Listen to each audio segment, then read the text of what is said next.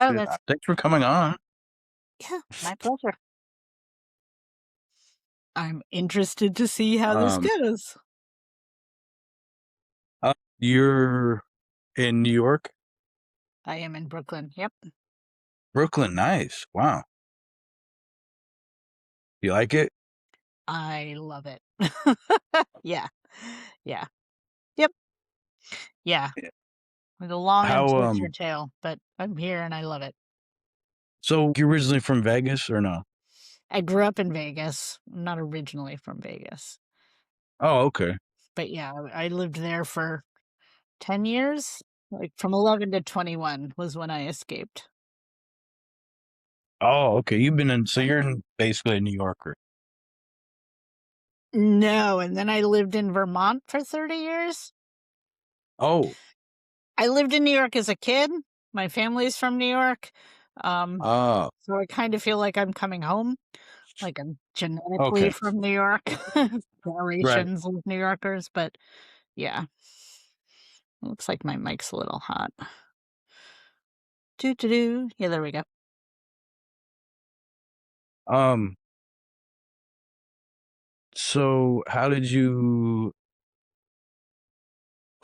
get started doing sex therapy?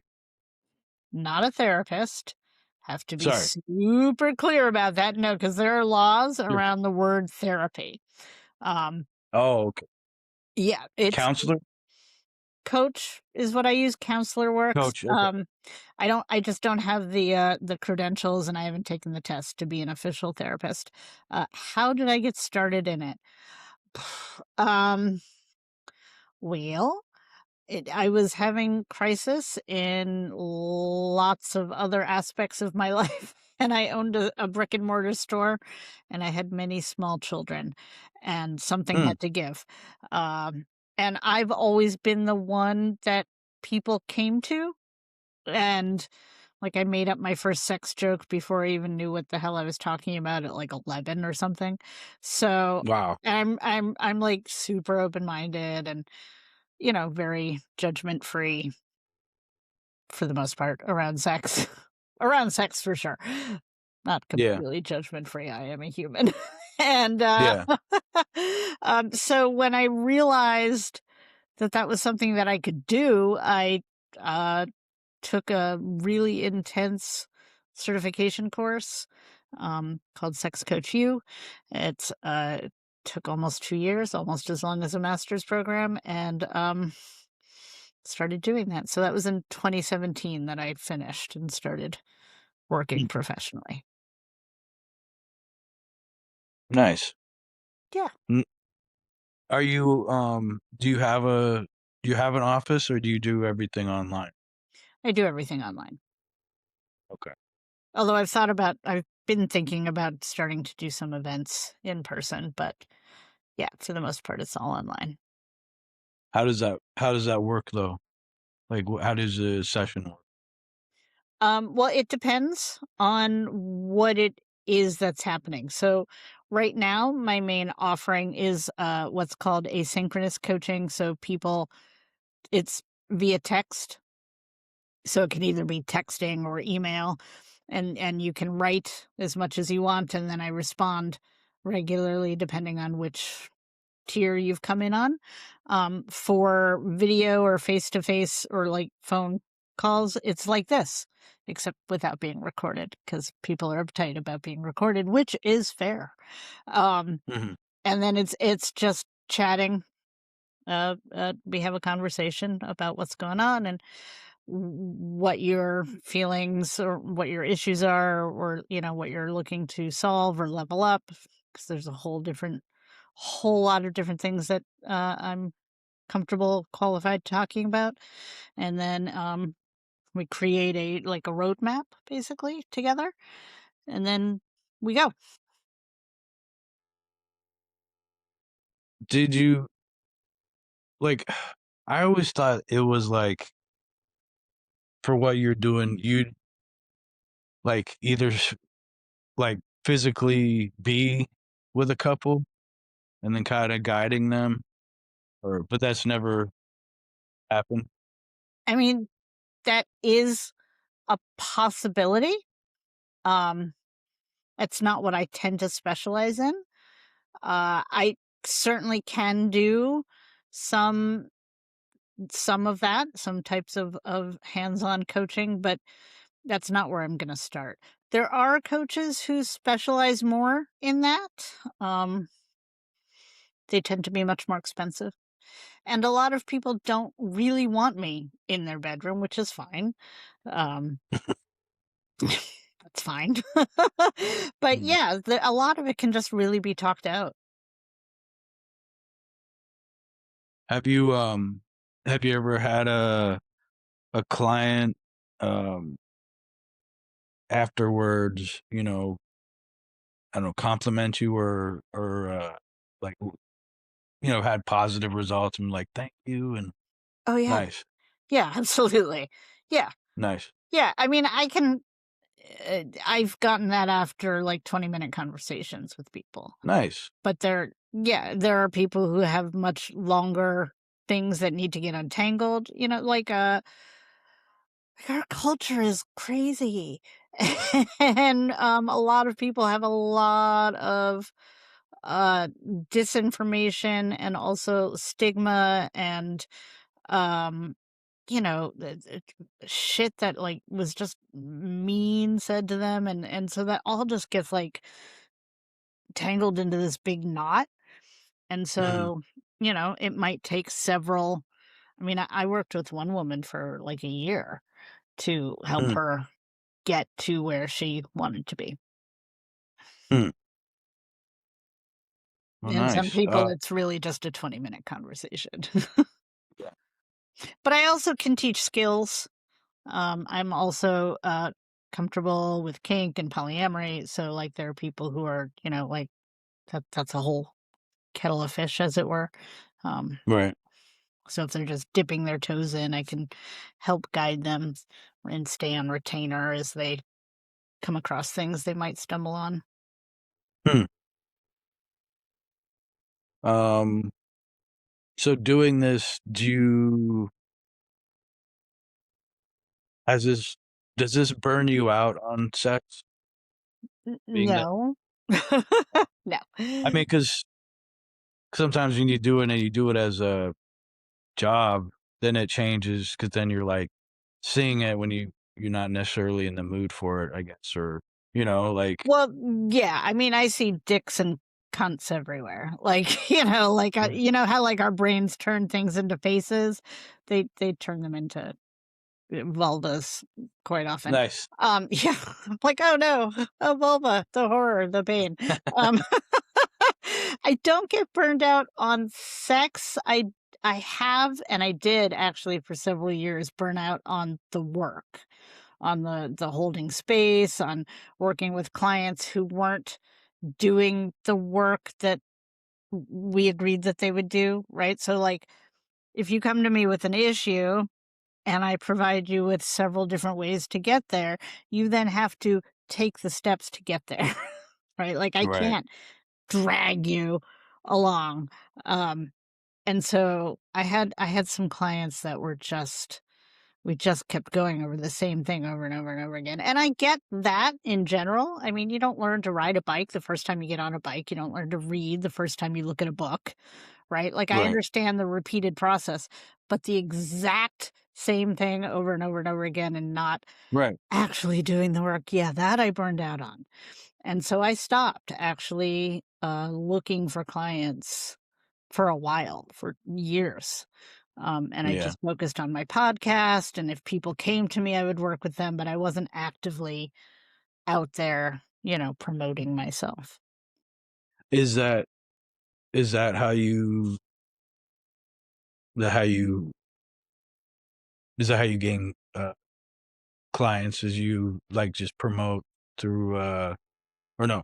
How do you Yeah, no, people won't know me Right. if I don't step out there. And there are so many sex coaches now, which is great.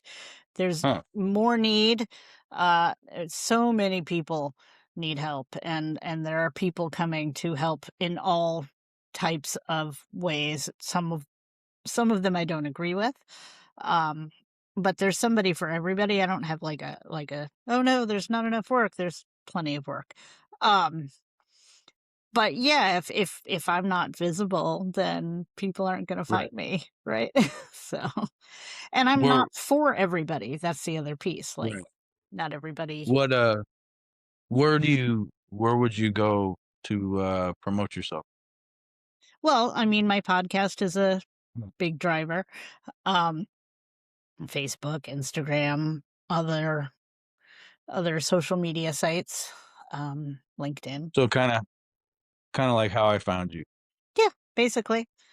And that's part of why I'm here, honestly, Yeah. like, just chatting with people and Right. out there in the world chatting with people. Like, if I go to events, I am not shy about talking about what I do, and sometimes that pans out into a client, and sometimes it doesn't.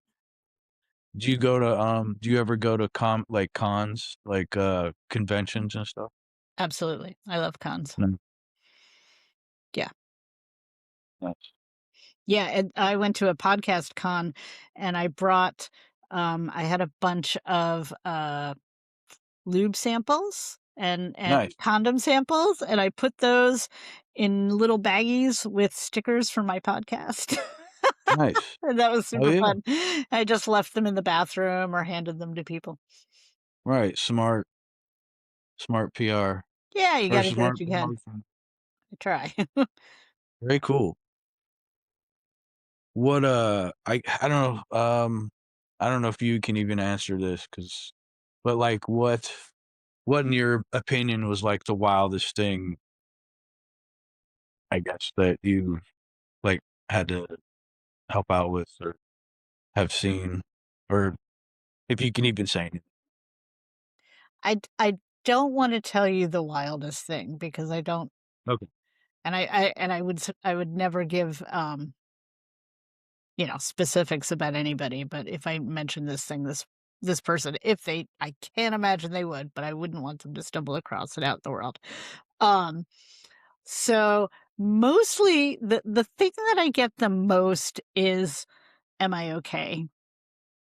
Right? Oh, Is it and it nobody ever says that, but they ask about, well, like people who are finding that they are sadistic, right? Like mm, that's a big, like, BDSM, right? And like, "Oh, I'm getting off on hurting this person. What's wrong with me?" Nothing is wrong with you. It is a totally normal thing. Happens all the time. If you did it inappropriately, that would not be okay. But if you're doing it with somebody with consent, rock on, you know? yeah. And so there's lots of that. Um, so permission, normalization. Um, the thing I think that shocked me the most was I had a client once who grew up in purity culture. She was a young woman at that point, so early mid 20s, give or take. Um, she was discovering that she was queer, and she wanted to learn how to please her partner, and she couldn't even say what that meant to her. It took a couple weeks before before she could hear me say, "Oh, you want me to teach you how to eat pussy?" Like she was like, "I want to please her." And I was like, What does that mean?" Right? Like, you know, pleasing could be any number of things. Mhm. But she couldn't even, like, talk about nipples or vulvas, or, like, she just kept saying intimate, and I'm like, that's not intimacy." Right, Intimacy and sex are separate. They're frequently together, but not always. And, right. so that was the most shocking to me, was how absolutely repressed some people are, Yeah, and heartbreaking. yeah. Yeah. That is kinda rough. I, I grew up Catholic. My mom's Irish, we're Irish Catholic, and, like, some of the stereotypes, especially with Irish Catholics, is the, very repressive, idea, so I was really confused about sex, and with my mom because she was very religious, and she's just very naive as a person in general. Um, and then my dad was like, he's a dog, so it's like, he's a sexual person, and I think he cheated on my mom, so he's overly sexual, and but my mom was like, wanted to be married, traditional, all that. So, um, and I guess it goes more of like to being raised Catholic, where it's like not just sex, but everything is either good or bad. There's no, you can't just think of things and use a, critical think anything. You just can't say anything. You can't go against God. And there's all these contradictions. And so I never understood it. Because, as a kid, you grow up, you get puberty and you start getting horny, but then you to sin for everything. And so, And it's a like how, mortal sin, right? Like right. masturbation is a mortal sin, like, it's And not just like a "you're bad," it's like you're gonna go to hell forever sort of nonsense. right. And then it turns into this like, so why, if there is a God and an omnipotent being that's loving us, why is there always like there's never reference to love that that being loves you? It's more like he's gonna punish you. So I'm like, so where's the devil then? Because it doesn't seem like there needs to be one. Right. Um, so I just I always found that crazy. Yeah. Um, Yeah, I fully believe that we have pleasure for a reason. Like, things feel good on purpose, and that right. if believing in a singular creator is part of your thing, why would that singular creator not allow you to feel the good that they gave you? I mean, because then they are a lot of religious people out making love, but Yeah. it's for the purpose of procreation, Yeah. and it's like so your relationship with your husband or wife is not about your love of each other, it's about your job that you have to, or your position in the hierarchy or whatever of our of our country, wherever the fuck, and so I always find that religious people who are really religious, not all, are very repressed, and they tend to be freakier than like Oh, yeah. the average because it's like this thing that they can't find like or anybody who's in the closet, they're more hateful and aggressive and violent. They can't just the thought. They can't even have the thought. Yeah. And Well, sometimes that's that's just it's just a thought. It's like, "Oh, what if?" And it's like, "Okay," and they never do that, so then it's like, it turns into a whole thing, which is really sad.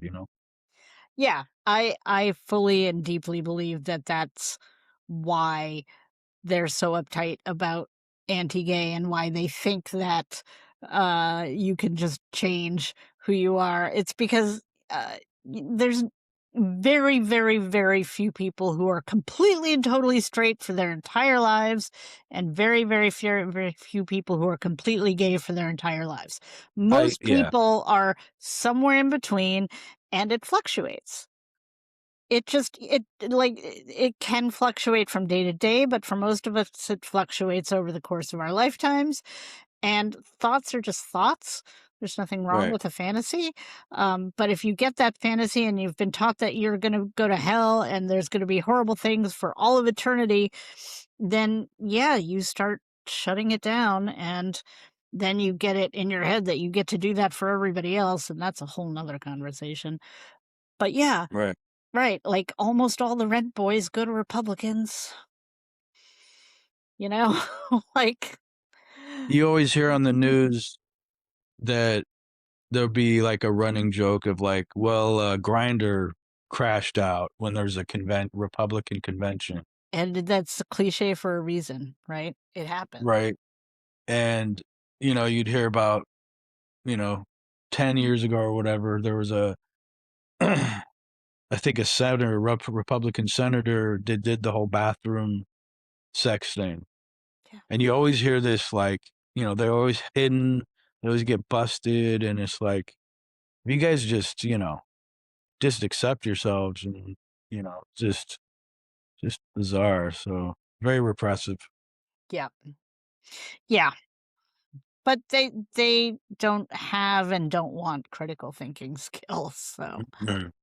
No, but it just seems like they'll be like J. Edgar Hoover was repressed, and that guy ruined so many people's lives in our country, and, repressed or, oppressed people with power. It's like I didn't know that until I watched, there was J. Edgar with, um, I forgot his name, but, there's scenes with him and his boyfriend, and there's a scene where the infamous letter where they were threatening Martin Luther King and, all that, and, his boyfriend, who I felt bad for, I was just watching this, I was like, "You don't even, like, express any love or anything, you just use this guy for a emotional whatever, and, deep down," and, um but it's just, it's and my point is that it's just like you repress feelings and yourself, and it's like it can do damage, uh, on you and whoever's around you. yes. Yes, it absolutely does. Or you can come find somebody to talk to. Get over yourself. Right. So, well, this has been nice. I would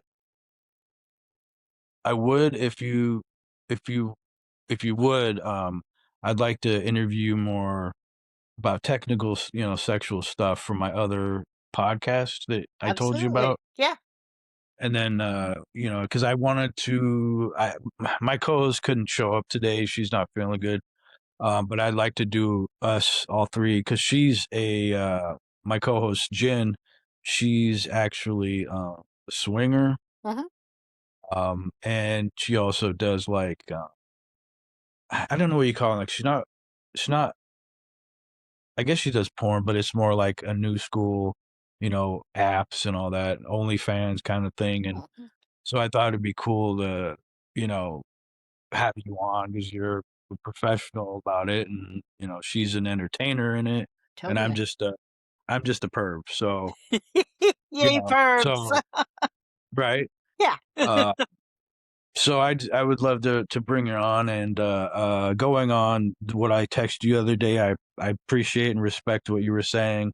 I just get really excited, and my brain goes, man, it just makes sense that you would, but I respect, what you're saying. I don't generally pay anybody because I don't really have a budget to. Yeah, no, I get that. That's what I was Because mentioning. I'll just, I just can't, and some of these people, I swear, like, the porn stars especially, some of them are like, they're an easier group of people to contact and to do this, but some of them, it's just like, yeah, I want, like, the other day, one lady was like, "You could pay me whatever," and I was like, I'm like, "How much would that," and they don't even give you a number or anything, so it's like, I'm not even doing this shit because it's like, and then I got ripped off from this woman a couple years ago because I actually did fork out the cash, and it's like, she kept playing me That because I sucks. don't have any way I'm not rich, so I don't have the power to go and, like, fortify everything, and, Right. and Yeah. so I don't know, but I really appreciate you doing this, and, I you know, it's weird, like, being older and thinking of how sex is and it because I grew up in the '80s and, and it's just, I was a young adult in the '90s, and I don't it seemed like sex was a lot more open, but it was like on TV, you watch MTV, they promote safe sex and all, and I thought that was great. Like that's a great attitude to have, and you know, open sexuality and or just being honest, and then you know, homo friendly, uh, attitude and stuff, and I feel now it's like it's gone so far beyond the act of it. Like porn is different.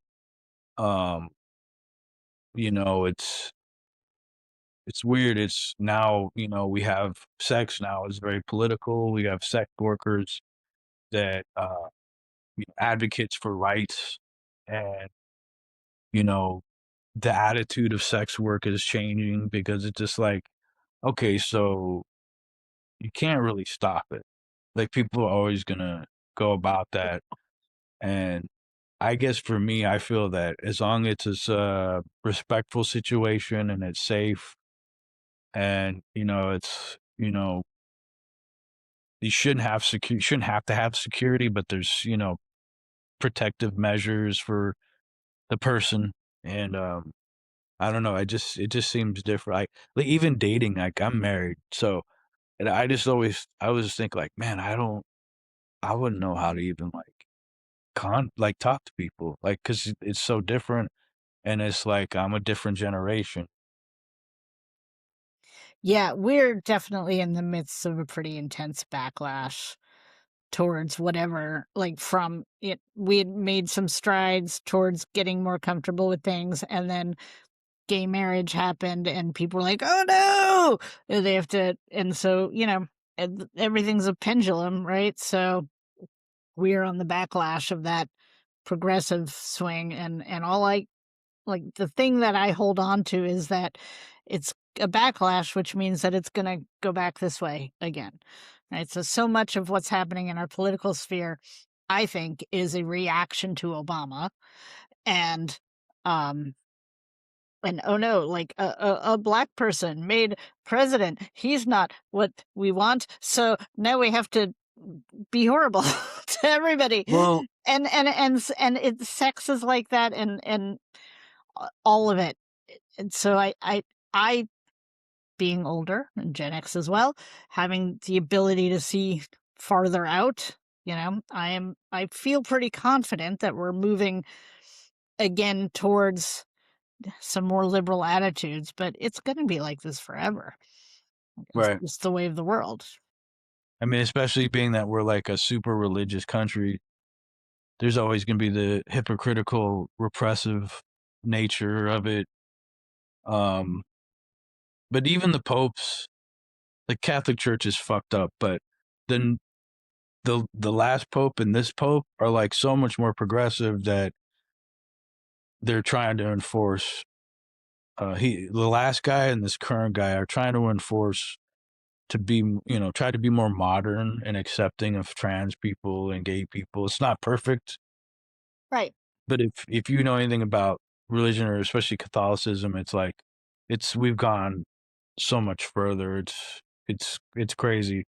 Um, so yeah, but it's crazy now because now everything is exposed. So it's just like, especially as a woman, or even as like even an effeminate guy or a guy who's not, like I feel it's dangerous because we've also in this time where um we have the everything is pushed to be masculine and macho and male, and all this, and it's so toxic masculinity, and it's crazy, especially when the president of the United States is like, the king of all that ugly shit, and it's like he doesn't even believe in the shit that he enforces. He gets a he gets a new act or a new thing to sign, and then it goes and oppresses people, and it's just crazy. I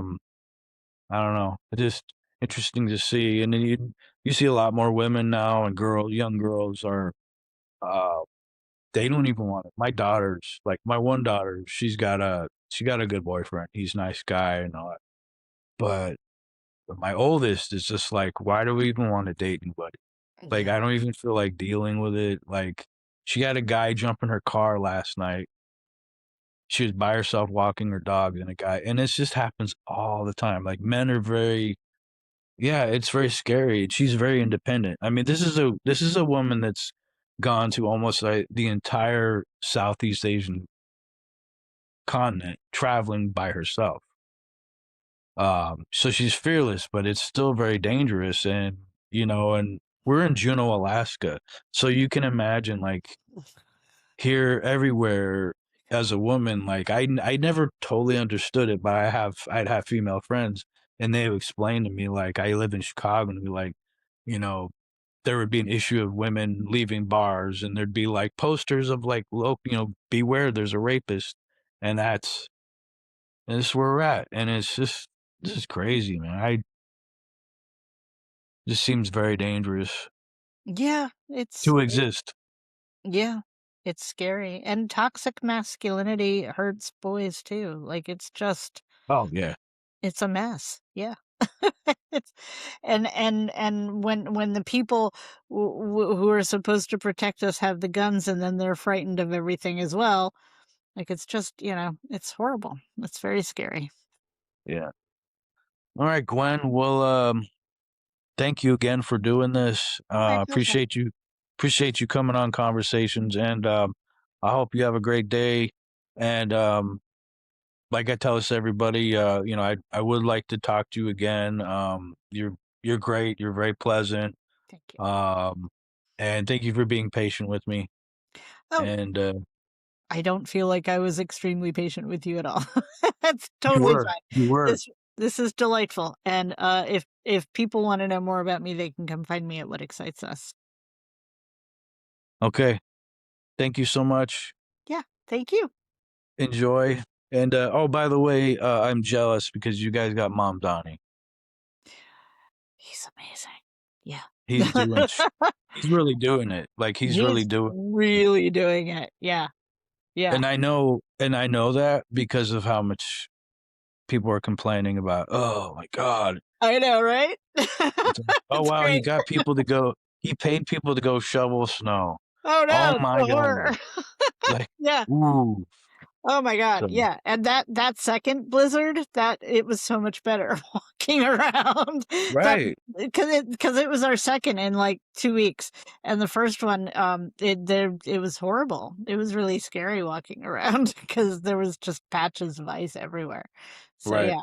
Yeah, no, and yes, lots of people are complaining, but and he's doing amazing stuff.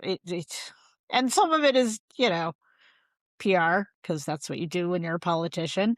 But even the PR pieces are great, like 100,000 potholes or something in 100 days. Like, oh my God, thank you. Yay. The free buses. That has not happened yet. And he probably I won't know. make that happen this year because it's not just his call. But yeah, I know. no, he's doing the work. And Kathy Hochul, the governor, is on She's done. board. Oh, Yeah. really? No, yeah, she's on board with a lot of his budget things. So, I mean, part of that is also she wants to be reelected. So, but sure, great. Give us the Yeah. money. We'll reelect you maybe. Alright, well, you have I'll a let good you go. one, and, oh, Done. I appreciate you. I appreciate you. You Okay. take care, okay? Yeah, Thank you. and talk soon. Bye. Bye.